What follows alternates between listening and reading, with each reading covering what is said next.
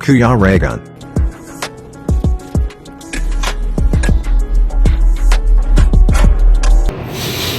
Ayan, mga kalangga, mga karosyel, syempre. At ayan, unang-una, no? Batiin natin yung dalawa. So, happy first anniversary sa Maglangga, no? And syempre, batiin din natin si Roel ng happy birthday. Ayan, 26 na siya ngayon. Oo, 26 na. So, tinurn over ko na po ang aking edad kay Dodong. And syempre, wish ko kay Dodong more birthdays to come and more blessings and more beneficiaries to come, no? Para sa kanya. And sana, no? Mas marami pa siyang matulungan or mas lumawak pa ang kanyang matutulungan with Roboys. Ayan. So, ayan. Happy birthday, Dodong Roel. And syempre, happy first anniversary sa inyong dalawa. And sana tuloy-tuloy. At wish ko lang, no, na mas lalo pa kayong i-bless ni Lord, kayong dalawa. And syempre, kasama ang ating mga viewers, sponsors, supporters na magiging saksi pagdating ng panahon kung ano yung nasimulan hanggang sa darating na future, kung ano pa ang magagawa at marami pa kayong magagawa sa tingin ko, at yun ang magiging mangyayari pagdating ng panahon. So yan mga kalangga, ito na nga, punta tayo dito pupunta na naman tayo sa diet, and ako pa yung naghahanda na sa mga gamit na gagamitin. And yan, ito muna po, nakapokus tayo sa bahay. Marami tayong ginagawa dito, paayos po. Hanggang ngayon, ginagawa pa rin yung ating bahay. And at yun, kailangan ko talaga mag-stay ng ilang araw. Hindi tayo nakapag-attend. Sorry na lang kay Dodong and kay Rachel na hindi tayo nakapag-attend sa kanilang celebration, no? Syempre sabay yan sa birthday niya and yung patakpo, no, ng unang taon ng kanilang pagmamahalan. So ayan po mga kalangga, mga ka-Rachel, at samahan niyo po ako sa aking vlog na ito. At maglilinis po muna ako ng yung motor ko dito at sasakyan. Yan, yun na po mga kalangga, pinagkakamisihan natin ngayon. Please, yan, linis muna ako dito sa bahay. Yung mga service po, yung motor natin at yung sasakyan para pagbalik ko po ng diet, malinis na. Tinahanda na natin yung biyahe natin pabalik ng diet.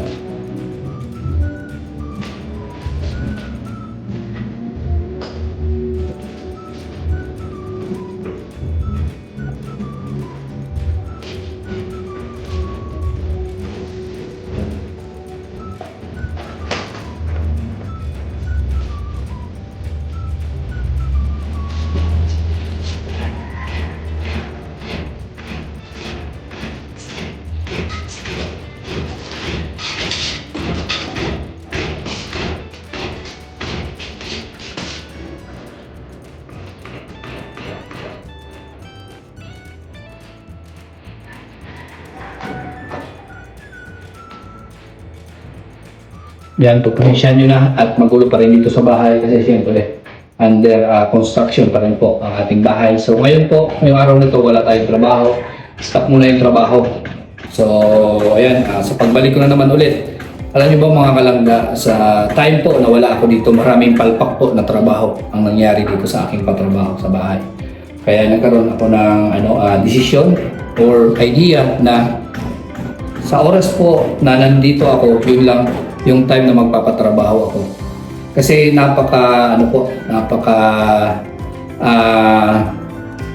napakahirap po, no, na nagpapatrabaho tayo tapos walang bantay.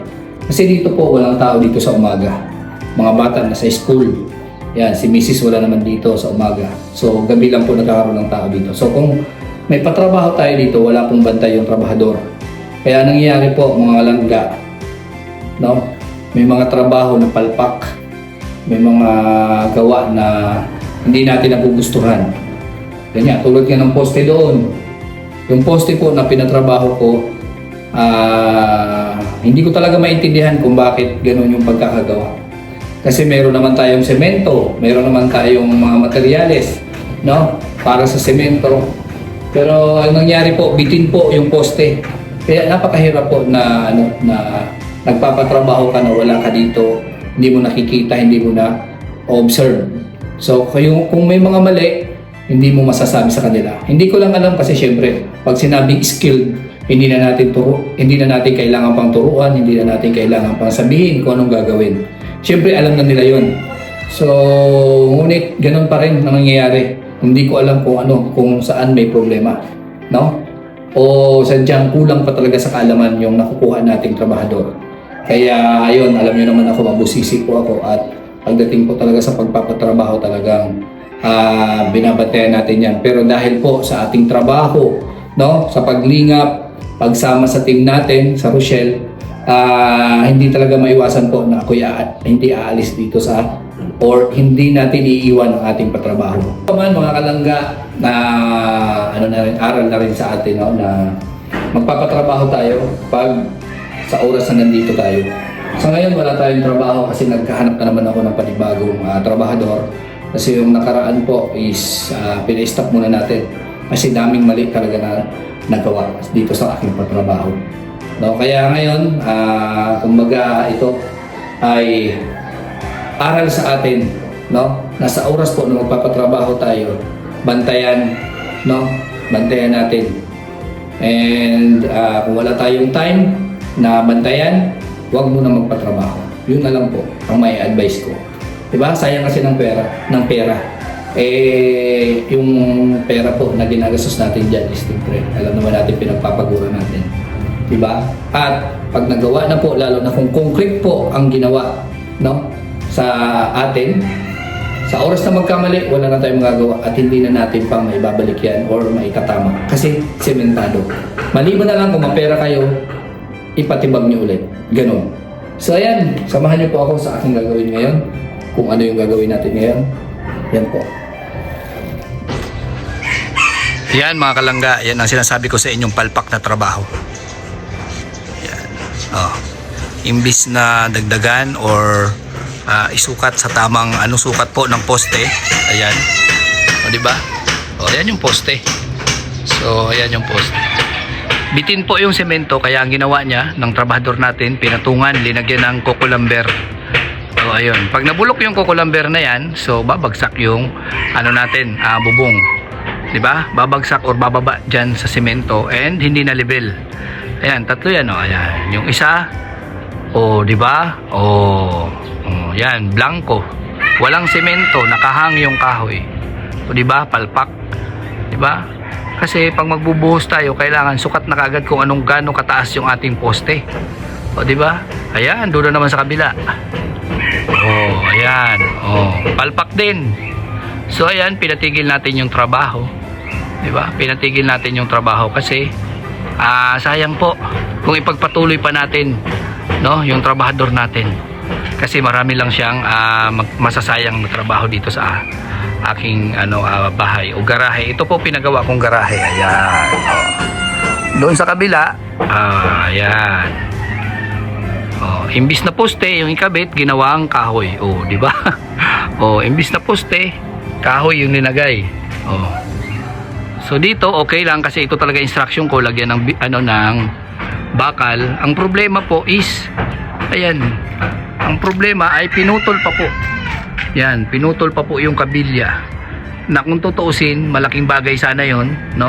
Kung binaliko na lang niya, tapos pinulupot diyan sa kahoy na 'yan, para in case man po may bagyo or masyadong malakas yung hangin or bagyo, hindi siya matatangay. Ganun. Kaya ayan, ito po yung ginagawa nating garahe. Yan.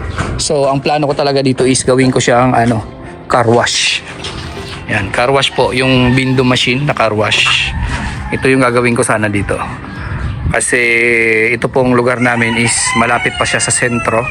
Maraming dumadaan at maraming mga service, no, na dumadaan dito, mga sasakyan. So pwede sana siya. Pero sa ngayon, ginawa ko munang siya parkingan ng aking sasakyan kasi lagyan ko pa siya ng mga harang dito.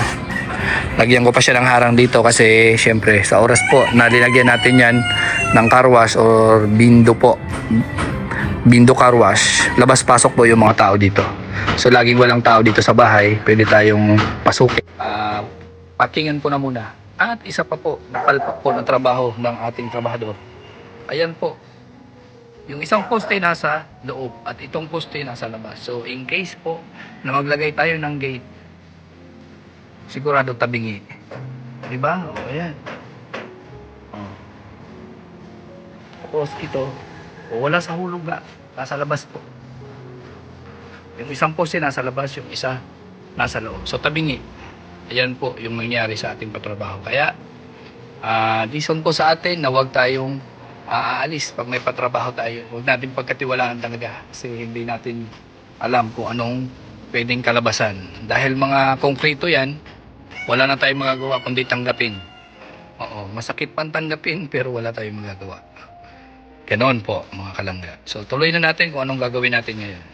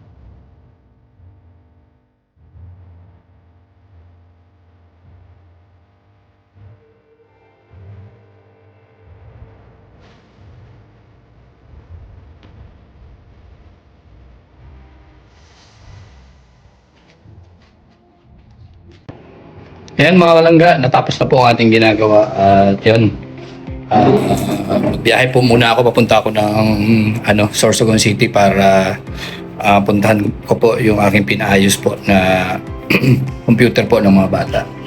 At yan po mga kalangga, hanggang dito na lang po ang aking video about dito sa ginawa ko ngayong araw na to. Paghahanda po para sa biyahe natin baka bukas or sa pangalawa. So mga kalangga, ayan po. At muli po natin batiin po ang mga viewers, sponsor, supporters. Ayan, shoutout sa inyo and maraming salamat Hindi ko man kayo maisa-isa banggitin. Maraming salamat. At siya nga pala, at sa mga sumuporta sa amin sa Mindanao, maraming salamat sa inyo. Sa mga bumati sa akin ng happy birthday, muli po ako nagpapasalamat po. Muli po ako nagpapasalamat sa mga bumati sa akin nung aking karawan. Ayan, lalo na po kay Manay Hintay, Manay Hintay, kay sa mga Golden Titas, sa Trusa, and sa The Rock with Rachel.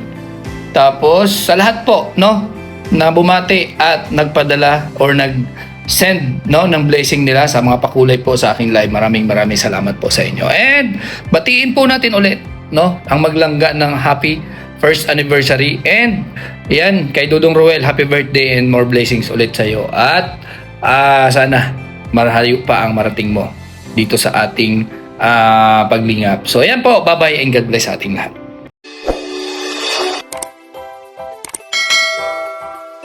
Kaibigan at kasama nyo, Kuya Regan Vlog. Matulungin at mabuti sa kapwa, matanda man o mga bata, sa adventure ay isasama ka. Kabutihan lagi ang dala, saan man magpunta.